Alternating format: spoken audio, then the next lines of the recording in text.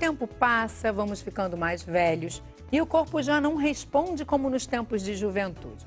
O mesmo acontece com o cérebro. A memória começa a falhar, o raciocínio pode se tornar mais lento e a atenção também fica prejudicada. Mas da mesma forma que os exercícios físicos previnem a atrofia de músculos e articulações, pesquisadores afirmam que algumas atividades podem sim evitar que o cérebro se acomode. Já pensou chegar à terceira idade com as funções cerebrais funcionando a todo vapor? Quer saber como isso é possível? Então continue ligado. Porque a gente está aqui com um laptop para trazer para você um exemplo de como que a tecnologia vem ajudando no trabalho do Dr. Rogério. Quero que você mostre para a gente, apresente esse trabalho que é a neuroterapia cognitiva. Ao mesmo tempo que você mostra, você consegue me explicando o que é? Vamos fazer um exercício aí do cérebro? É um prazer. O Vicente mostrou alguns exercícios para o cérebro. São exercícios interessantes, desafiadores. Porém, a maior dificuldade com coisas como aquele exercício que ele mostrou, que envolvia memória, envolvia habilidade manual, é que o exercício é sempre o mesmo. Né? Então, o grau de dificuldade daquele exercício, ele está sempre ali parado. Você pode comprar depois um outro exercício, mas assim, você não consegue mudar o teu grau de dificuldade tão rápido, com aquele mesmo suporte. Isso acontece, por exemplo, se você compra palavras cruzadas fácil, você vai ser sempre fácil, né? Você pode comprar depois uma média, difícil, enfim.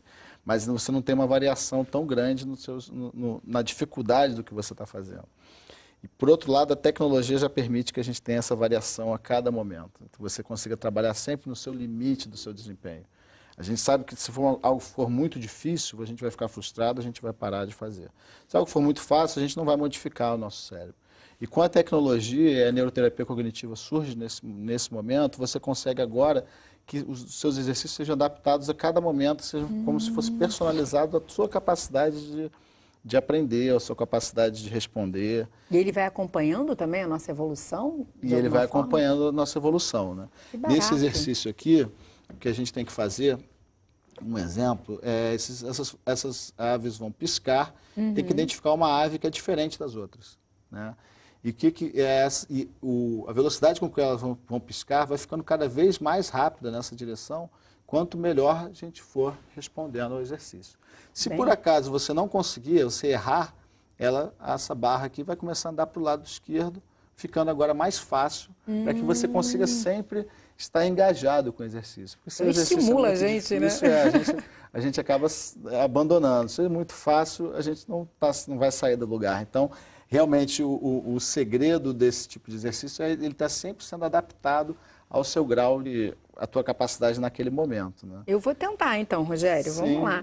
Enquanto eu tento, você me explica com quem vocês usam isso, como é que é esse trabalho para colocar em prática, né? Quem que precisa desse tipo de exercício? Como que vocês fazem isso hoje? Vou tentando, gente. Então, dá para vocês verem aí?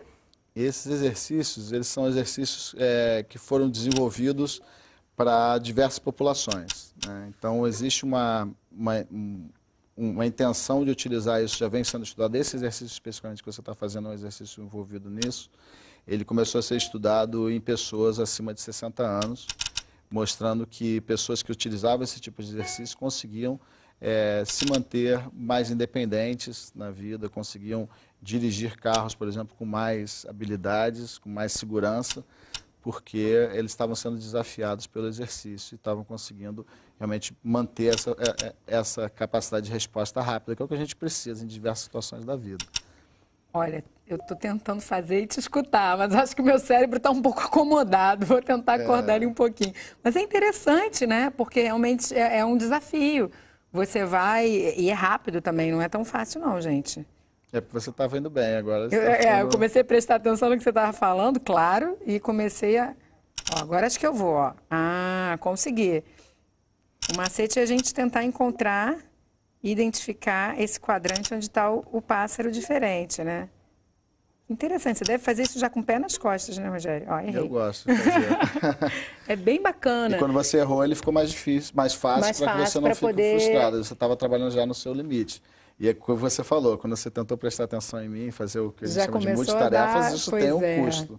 Isso tem um Se eu custo, estou fazendo esse dúvida. exercício, alguém entra no lugar onde eu estou, realmente você tem que estar focado, tem que ter atenção. Mas São é 3 bem coisas que ajudam o nosso interessante. cérebro a se modificar. Atenção, fundamental. Quando você prestou atenção em mim, você errou, né? Uma outra coisa é recompensa, a gente se sentir recompensado, que a gente está melhorando. Então é importante também que as pessoas que estejam praticando isso ou qualquer outras coisas sejam estimuladas a fazer isso. É muito importante você com as pessoas à sua volta que estão se engajando em exercícios físicos ou mentais. É importante reconhecer isso, né? É aquela coisa da pessoa que está aprendendo a tocar violão e de repente alguém fala, pô, que legal essa música. A pessoa vai ficar animada para a terceira etapa importante para o nosso cérebro se modificar, que é a repetição.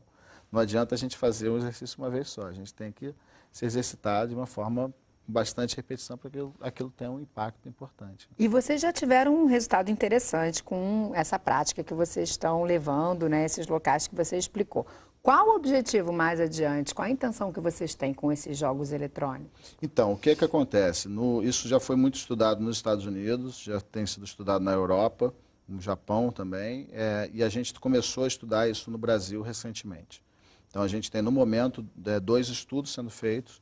Um é um estudo feito na Casa de Convivência da Terceira Idade, da Prefeitura, ali na Gávea, que está oferecendo isso para a população lá de idosos. Tem sido muito bem acolhido, a gente está bastante animado com esse estudo.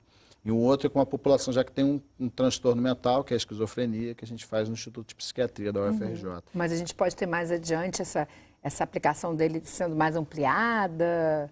Com Vocês certeza, têm planos? com certeza. A gente está produzindo evidências para mostrar que isso é aplicável, que as pessoas podem fazer, que as pessoas gostam, que tem um efeito sobre elas, então a gente mede esse efeito, né? A gente está mensurando esse efeito. E nosso objetivo no futuro, assim, é uma coisa que eu acharia muito importante, é a gente conseguir aplicar esse tipo de ferramenta, por exemplo, no Sistema Único de Saúde, onde as pessoas poderiam ter acesso a isso e praticar seus exercícios. Eu converso bastante com as pessoas da Secretaria de Envelhecimento Saudável aqui do Rio de Janeiro e eles têm a experiência das academias da terceira idade de exercícios físicos nas praças e eu fico muito empolgado com a possibilidade de ter algo semelhante com o cérebro, né? Nossa, seria incrível. Então é mais ou menos por aí que a gente olha o futuro e realmente, como eu falei, a questão digital, ela te dá muita facilidade, ela te dá muito potencial de você trabalhar de forma bastante individualizada por pessoa. E o que a gente precisa é um computador com acesso à internet, alguma coisa que tecnologicamente atualmente já não é um grande desafio. Então, a possibilidade de você aplicar isso assim, no Brasil inteiro, com com custo muito, muito pequeno, é enorme, né? Bem, os contatos estão aí na sua tela já. Se você tiver interesse em participar como voluntário desse trabalho desenvolvido pelo Dr. Rogério e pela equipe dele, é só escrever, mandar um e-mail, que eles vão entrar em contato com você. Para a gente fechar, nem todo mundo tem acesso ainda a isso. Os joguinhos eletrônicos, né? A gente falou de tecnologia, eles ficaram de fora. Muitas vezes eles são demonizados pelos pais que não aguentam mais aquela fixação dos filhos com esses joguinhos. Eles podem funcionar de forma semelhante? Ele tem um esquema de fases também, né? De evolução da dificuldade. Pode ser interessante numa fase da vida? Com certeza. Existem muitas pessoas também estudando o efeito dos videogames sobre o cérebro, sobre a capacidade das pessoas e tem se mostrado que tem efeito, sim. A gente sempre fica preocupado se tem algum efeito colateral, alguma coisa ruim, assim, mas efeitos benéficos já estão muito bem descritos, né? Então, existe uma melhora de memória já descrita associado aos exercícios, aos videogames. E a mensagem assim, que a gente pode colocar para os pais, como tudo na vida, se for uma coisa excessiva, a gente tem que tomar cuidado. Mesmo exercício físico, a pessoa se fizer um exercício físico muito intenso, ela pode se machucar. E bom senso e equilíbrio, né? Exatamente, o equilíbrio é fundamental. Então, eu acho que é muito interessante as crianças usarem o videogame, mas tem que ter um equilíbrio também, não pode ser em detrimento de uma vida social, em detrimento do exercício físico. Então, esse equilíbrio é muito importante, mas que o videogame atua sobre o cérebro, mexe com o cérebro, faz as pessoas ficarem mais conectadas, terem mais rapidez de tomada de decisão. Se for um videogame de ação, isso já é bem descrito. Como você bem falou, né, está deixando aqui claro para a gente, os estímulos eles se completam, né? Então, que eles vêm das formas mais variadas, mantendo esse desafio permanente ao cérebro. Exatamente. Que é a melhor coisa. Muito obrigada, Rogério, pela sua participação.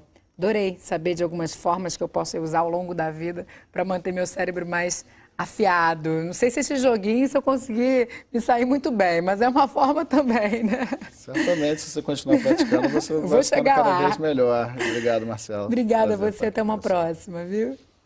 O Ligado em Saúde de hoje termina aqui, mas o nosso próximo tema pode ser escolhido por você.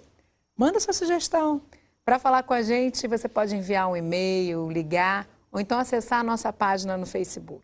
Sua participação, você já sabe, é muito importante. A gente se encontra no próximo Ligado em Saúde. Eu espero você.